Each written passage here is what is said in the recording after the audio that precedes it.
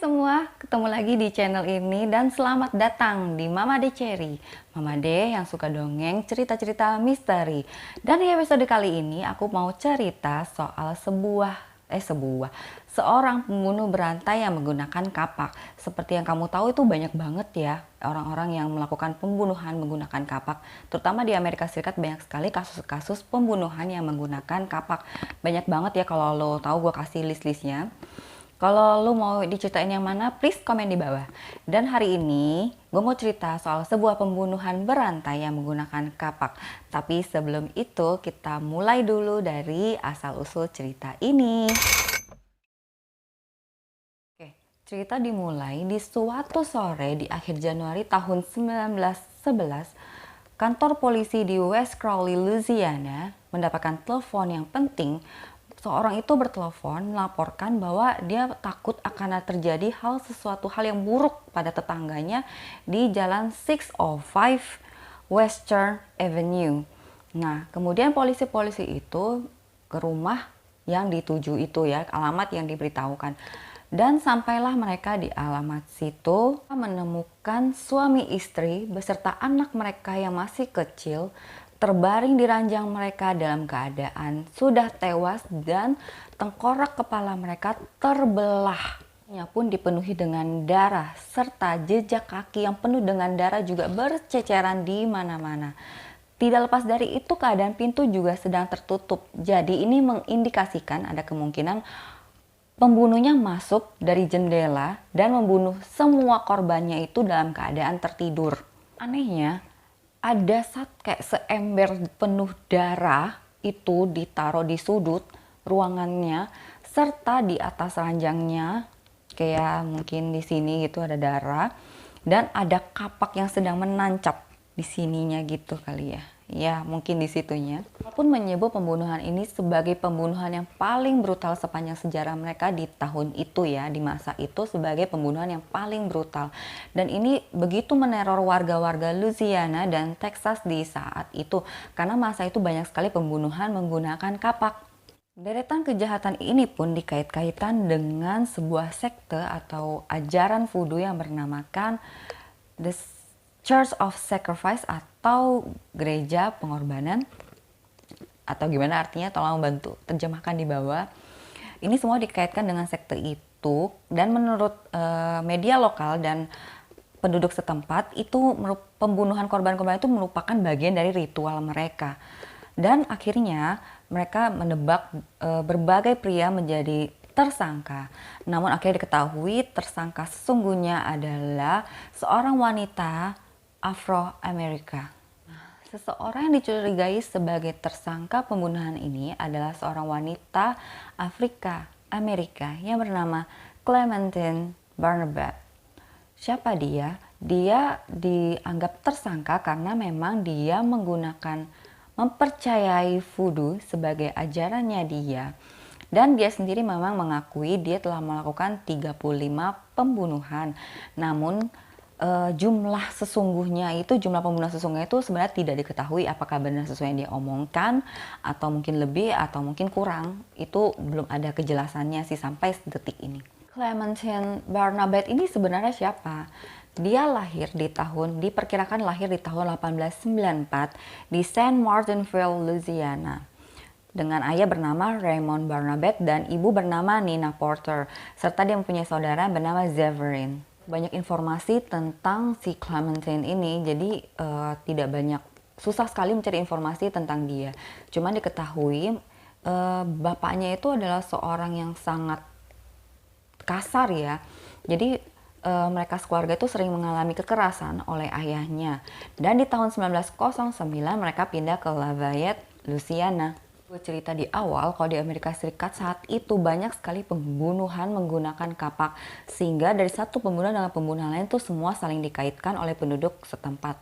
Apakah ini adalah pembunuh yang sama ataukah ini hanya copycat dan lain-lain sebagainya. Jadi saat itu warga-warga sangat diteror oleh ketakutan akan pembunuhan berantai menggunakan kapak ini. Karena pola pembunuhannya itu sama, yaitu pembunuhan oleh satu keluarga gitu, bukan cuma satu orang, dua orang, tapi benar-benar satu keluarga. Makanya ini semua dikaitkan. Dimulai dari seorang wanita bernama Edna Opelousas dan 3 anaknya terbunuh di Rayne, Louisiana di November 1909. Pembunuhan berikutnya juga terjadi di Januari 1911. Seorang bernama Walter Byers dan istrinya dan ketiga putranya juga tewas dibunuh dengan kapak di Louisiana juga. Akhirnya pembunuhan-pembunuhan ini terjadi di kawasan kerenya kota itu. Jadi menurut polisi ini kayaknya pembunuhnya ini mengincar orang-orang yang berkulit demikian untuk menjadi sasaran korbannya mereka. Sama di tanggal 25 Februari pembunuhan terjadi lagi di Lafayette. Sama satu keluarga dari keluarga Andrews. Jadi 4 anggota keluarga semuanya juga tewas dengan kapak. Kemudian setelah kejadian yang terakhir di Texas, terjadi lagi pembunuhan yang sama kepada pasangan Alfred dan Elizabeth Cassaway beserta 3 orang anaknya. Dari petunjuk yang ada, dengan sedikit petunjuk yang ada, polisi akhirnya mencurigai Raymond Barnabet. Raymond Barnabet ini ya bapaknya si Clementine ini tadi ya. Karena Raymond ini sendiri memang adalah seorang kriminal kecil begitu. Dan dia dicurigai akibat selingkuhannya melaporkannya dia ke polisi. Sebenarnya sih bukan pacarnya yang selingkuhannya yang melaporkan ke polisi, tapi selingkuhan itu cerita ke temennya, mengatakan kayaknya dia mencurigai itu si Raymond ini melakukan ada koneksi dengan pembunuhan-pembunuhan yang terjadi belakangan ini. Akhirnya pada persidangan di bulan Oktober 1911, anaknya Clementine dan Zephyrin itu bersaksi untuk melawan ayahnya. Jadi mereka berdua ingin agar ayahnya dipenjara karena ya tadi ayahnya itu sering melakukan kekerasan terhadap anak-anaknya. Saksi bahwa di suatu malam ayahnya pulang dengan baju yang bercecer dengan penuh dengan darah, dan kemudian Zephyrin adiknya juga mengiyakan, bilang bapaknya mengakui telah membunuh keluarga Andrews tadi yang di Lafayette. Dua anaknya ini sangat menginginkan bapaknya masuk penjara dan takut banget kalau bapaknya sampai bebas. Ya mungkin kalau bapaknya bebas kan mereka bakal digebukin sampai hancur lebur kali ya. Anyway, jadi selama Raymondnya di penjara, pembunuhan lain terjadi lagi. Nah, pembunuhan terjadi ini di tanggal 26 November tahun 1911, keluarga Norbert Randall dan istrinya beserta 3 anaknya dan juga keponakannya yang tinggal di situ juga semuanya terbunuh, masih di area Lafayette. Nah, akibat ini polisi jadinya tidak bisa menjadikan Raymond sebagai tersangka lagi karena kan dia lagi di penjara, sedangkan pembunuhan terjadi lagi tuh di luar tuh. Akhirnya polisi juga mencurigai keluarga Barnabet lagi, yang tak lain dan tak bukan adalah Clementine. Akhirnya polisi mencoba ke rumahnya untuk melakukan investigasi lebih dalam. Pembunuh yang masih berkeliaran, seorang sheriff di Louisiana yang bernama Sheriff Louis Lacoste sebenarnya dari awal sudah mencurigai anak dari Raymond Barnabet ini. Kenapa? Karena waktu mereka berusaha menangkap Raymond di rumahnya, mereka menemukan baju dari keluarga Andrews yang tadi meninggal di sekeluarga juga. Itu ada baju yang penuh dengan darahnya di lemarinya si Clementine ini. Namun Clementine berdalih kalau bapaknya mengambil bajunya untuk menghapus darah-darah dari keluarga Andrews tadi itu. Seperti itu, sheriff tidak langsung percaya gitu aja. Akhirnya sheriff mencoba untuk menginvestigasi satu rumahnya si Clementine ini dan akhirnya dia menemukan banyak sekali bukti-bukti. Bukti-buktinya sebagai berikut. Akhirnya berita ini baru keluar di 28 November tahun 1911. Ternyata ditemukan bukti-bukti berupa setelan lengkap dari baju wanita di rumahnya yang dipenuhi dengan darah serta dipenuhi pula dengan otak manusia, otak. Bukti yang lebih mendukungnya lagi, ada bercak darah pada gagang pintu Clementine. Nah, akhirnya polisi mencurigai Clementine dan Zephyrin.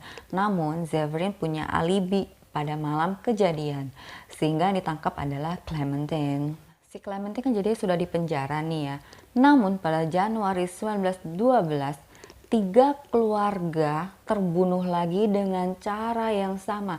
Dan salah satunya itu bahkan dalam salah satu keluarga korban itu ada meninggalkan pesan di temboknya menggunakan darah. Nah, ini yang membuat polisi berpikir ini bukan cuma satu pembunuh, melainkan pembunuh-pembunuh alias lebih dari satu pastinya.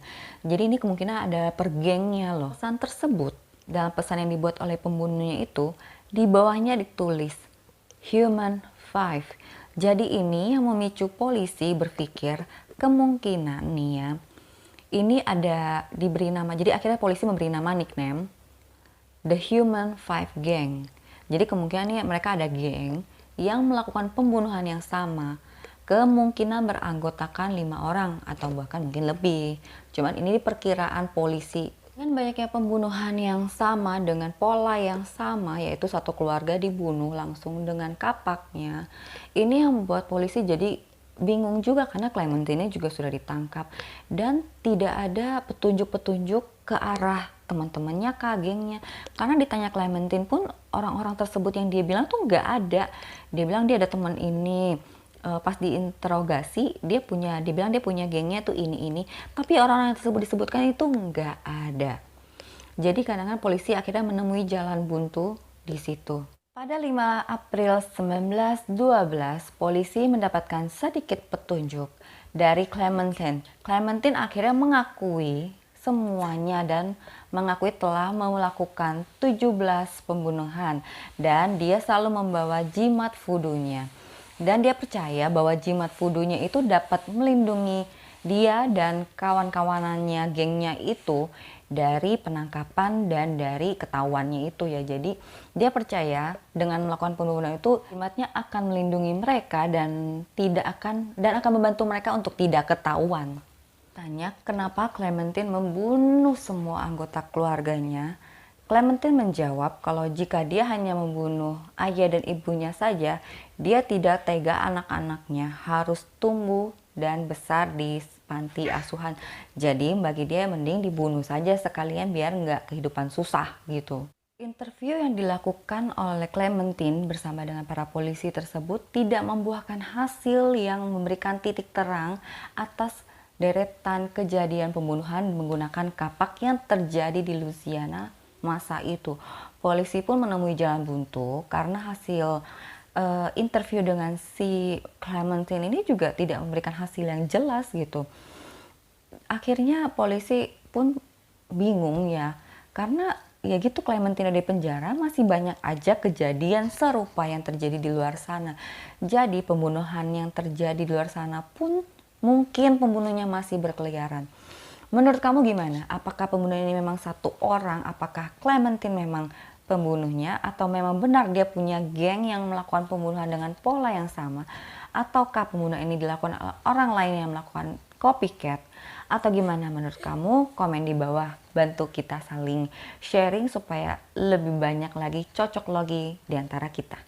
Oktober 1912 dengan usia Clementine yang saat itu baru menginjak 18 tahun, Clementine akhirnya diputuskan bersalah dan diputuskan hukuman penjara seumur hidupnya.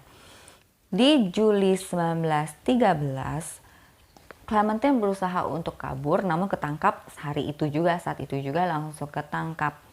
Agustus 1923, Clementine dibebaskan dari penjara karena dianggap berkelakuan baik. Keberadaan Clementine dari semenjak dia bebas tidak diketahui sampai ada seseorang yang bercerita di Twitter bahwa di tahun 1985 dia pernah ke rumah nenek buyutnya saat itu dan dia ada kedatangan tamu dari teman dari nenek buyutnya, seorang wanita Afrika Amerika, dan dia ingat banget wanita itu bercerita tentang voodoo dan segala pembunuhan yang berkaitan dengan voodoo.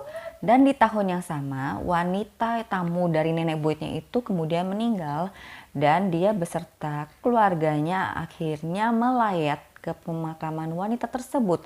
Dan kagetlah mereka saat mereka melihat wajah atau foto masa muda dari teman nenek buyutnya itu yang diketahui itu mukanya mirip banget dengan pembunuh berantai Clementine Barnabet. Sekian aja cerita dari pembunuh berantai yang menggunakan kapak. Gimana menurut kamu, apakah pembunuh ini dilakukan oleh individu-individu yang berbeda ataukah memang ini dilakukan oleh geng-geng yang percaya dengan ritual-ritual dari voodoo tersebut dan jimat-jimat itu adalah pembuktian mereka bisa terlindungi dari penangkapan? Atau benarkah Clementine yang melakukannya beserta gengnya atau Clementine bukan pelakunya? Gimana menurut kamu? Komen di bawah.